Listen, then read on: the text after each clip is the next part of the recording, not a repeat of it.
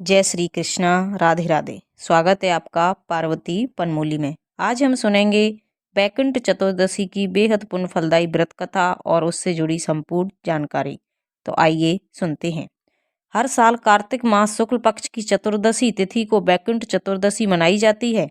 मान्यता है कि इस दिन शिवजी और भगवान विष्णु की पूजा करने से सौभाग्य की प्राप्ति होती है। हिंदू धर्म बैकुंठ चतुर्दशी के दिन शिवजी और भगवान विष्णु की पूजा का विधान है। हर साल कार्तिक मास शुक्ल पक्ष की चतुर्दशी तिथि को बैकुंठ चतुर्दशी के रूप में मनाया जाता है। इस साल 25 नवंबर 2023 को बैकुंठ चतुर्दशी मनाई जाएगी।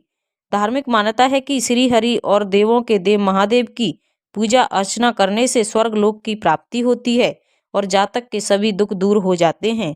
हिंदू पंचांग के अनुसार 25 नवंबर 2023 को शाम 5:22 पर कार्तिक मास शुक्ल पक्ष की चतुर्दशी तिथि प्रारंभ होगी और 26 नवंबर को दोपहर 3:53 पर समाप्त होगी। विष्णु जी की पूजा निष्ठा काल में की जाती है, इसलिए इस साल 25 नवंबर को बैकुंठ चतुर्दशी मनाई जाएगी। अभिजीत मुहूर्त सुबह 11:47 से दोपहर 12:29 तक रहेगा।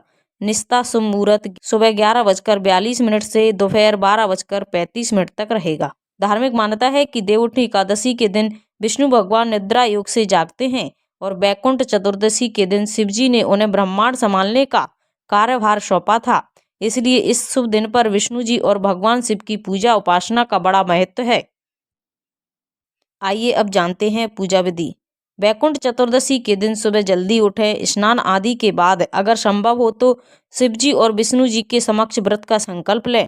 मंदिर में घी का दीपक जलाएं, विष्णु जी को बेलपत्र और कमल का फूल चढ़ाएं। मान्यता है कि बैकुंठ चतुर्दशी ही एकमात्र ऐसा दिन है जिस दिन शिवजी को तुलसी चढ़ाया जा सकता है। इसके बाद श्री हरि और महादेव की विधि विधान से पूजा करें। इस दिन महामृत्युंजय मंत्र का जाप करना शुभ माना जाता है। इसके साथ ही विष्णु जी की कृपा पाने के लिए विष्णु सहस्त्र नाम का पाठ अवश्य करें। कहा जाता है बैकुंठ चतुर्दशी के दिन विष्णु जी को बेलपत्र अर्पित करें और अगले दिन इसे अपनी तिजोरी में रख लें। मान्यता है कि ऐसा करने से धन की तंगी दूर होती है और आय के साधनों में वृद्धि होती है। इस शुभ दिन पर शिव जी का मंत्र ओम नमः शिवाय, ओम अम वासुदेवाय नमः मंत्र का जाप करना बेहद मंगलकारी माना जाता है। मान्यता है कि ऐसा करने से जातक के सभी कष्ट दूर होते हैं और जीवन में खुशियां आ जाती हैं। बैकुंठ चतुर्दशी के दिन शिवजी को तुलसी दल अर्पित कर सकते हैं। यह एकमात्र ऐसा दिन है जब शिवजी को तुलसी का पत्ता अर्पित करना शुभ माना जाता है। आइए अब सुनते हैं बैकुंठ चतुर्दशी की व्रत कथा। पौराणिक कथा के अनुसार भगवान विष्णु ने कार्तिक मास की चतुर्दशी के दिन काशी के मणिकर्णिका घाट पर स्नान किया और भगवान शिव को 1000 कमल के पुष्प अर्पित करने का संकल्प लिया। फिर भगवान विष्णु ने भगवान शिव का अभिषेक करके पूजन आरंभ कर दिया।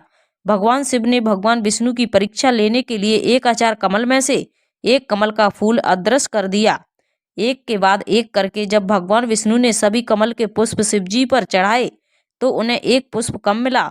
अपना संकल्प अधूरा रहता देख भगवान विष्णु को विचार आया कि मुझे कमल नयन के नाम से भी पुकारा जाता है, अर्थात मेरे नयन कमल के समान हैं। यही विचार करके उन्होंने अपना एक नेत्र भगवान शिव को चढ़ा दिया और अपना संकल्प पूरा किया। भगवान विष्णु की ऐसी भक्ति देखकर भगवान शिव अति प्रसन्न हुए और तभी भगवान शिव ने प्रकट होकर विष्णु जी को सुदर्शन चक्र भेंट किया और कहा, आपके समान कोई दूसरा नहीं हो सकता, आप मुझे अति प्रिय हो। आज के दिन जो भी कोई आपकी और मेरी पूजा करेगा उसके सभी पापों का नाश हो जाएगा। एक दूसरी धार्मिक कथा के अनुसार नारद जी धरती के लोगों के दुख और संताप को देखकर बहुत दुखी हुए और धरती वासियों के दुखों के निवारण के लिए भगवान विष्णु के पास पहुंचे। नारद जी को देखकर भगवान ने उन्हें आदर से पूछा, हे देवर्षि, आज आपका यहाँ आना कैसे हुआ? तब नारद जी ने कहा, प्रभु आप तो अंतर्यामी हो, आप अपने इस भक्त के मन का हाल भी जानते हो। धरती पर रहने वाले प्राणी अलग अलग योनियों में जन्म लेकर नाना प्रकार के दुख झेल रहे हैं।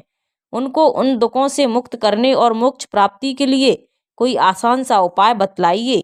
तब भगवान विष्णु ने नारद जी से कहा, नारद, तुमने पृथ्वी पर रहने वाले प्राणियों के हित के लिए बहुत अच्छा प्रश्न किया है। जो भी कोई मनुष्य कार्तिक मास की शुक्ल पक्ष की चतुर्दशी के दिन पूर्ण श्रद्धा और भक्ति के साथ मेरा व्रत एवं पूजन करेगा उसके सभी कष्टों का निवारण हो जाएगा और मरण उपरांत सीधे बैकुंठ धाम को प्राप्त होगा। साथ ही कार्तिक मास की शुक्ल पक्ष की चतुर्दशी के दिन जो भी कोई मृत्यु को प्राप्त होगा उसे भी वैकुंठ की प्राप्ति होगी। भगवान विष्णु ने अपने द्वारपाल जय और विजय को बुलाकर आदेश दिया कि कार्तिक मास की शुक्ल पक्ष की चतुर्दशी के दिन वैकुंठ के द्वार खुले रहेंगे। इस दिन प्राण त्यागने वाले को भी वैकुंठ धाम प्राप्त होगा।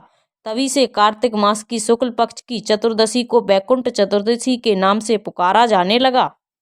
एक अन्य कथा के अनुसार प्राचीन समय में एक गांव में एक ब्राह्मण रहता था। उसका नाम धनेश्वर था। जन्म से तो वह ब्राह्मण था, किंतु कर्म से बहुत पापी था। उसने जीवन में अनेक पाप कर्म किए थे। संयोगवश एक बार धनेश्वर वैकुंठ चतुर्दशी के दिन गोदावरी नदी में स्नान के लिए गया।